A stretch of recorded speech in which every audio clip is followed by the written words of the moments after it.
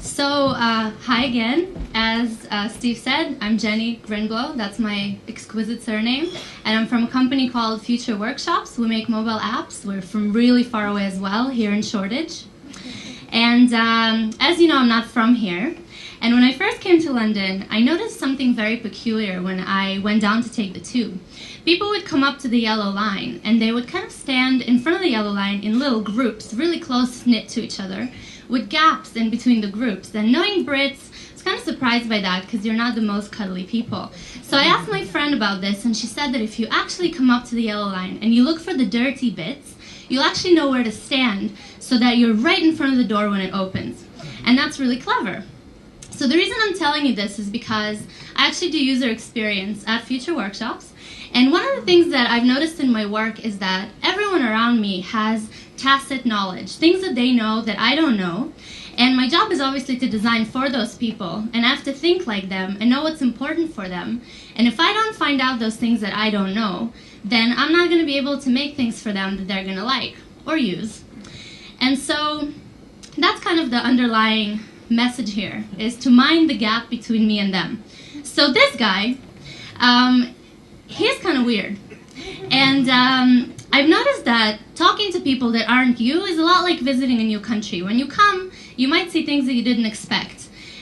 Or you might have assumptions. When I tell people I'm Russian, they tell me that I should like vodka, which I don't, if you want to buy me a drink later, and that I cannot possibly ask to turn the AC off because how can I get cold? I'm from a really cold place.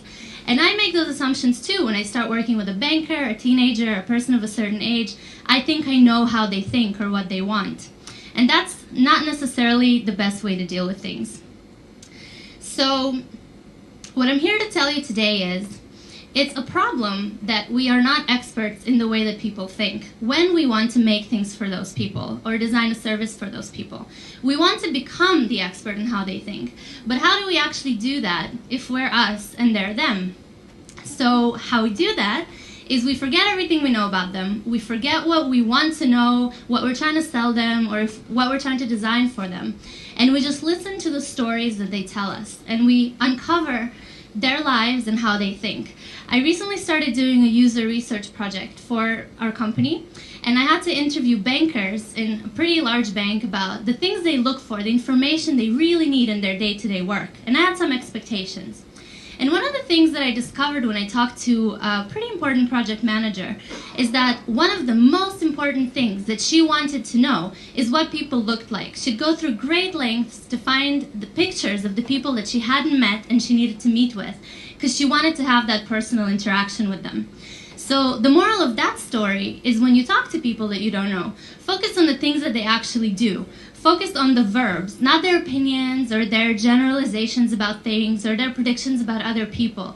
You really want to get down to what they do. So if somebody tells you, oh, social media is really important and it's experiencing a big boom and everybody should get into social media, ask them, what social media tools do you use? What do you look for first when you log on to Twitter in the morning? Because those things that they actually do every day are the really meaningful things that drive their decision making.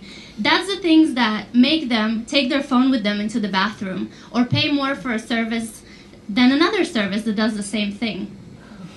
Now, when they have told you what they do, ask them why they do it. It might not always be obvious for you. And I don't have an answer for you on this one. This is really, really important because you want to really dig deeper and find out what are the motivations behind what people do in their day-to-day lives, because that will allow you to think like them and to put on different goggles and think outside yourself and be able to make things that they would make for themselves.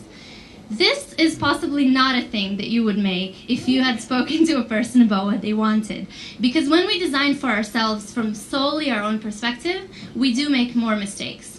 So when you talk to new people about what you want to make for them, or you travel to a different country, don't get stuck with what you already know, because everything that's already in your head, you already know. So don't be going to McDonald's because it's familiar when you've gone to China or Japan.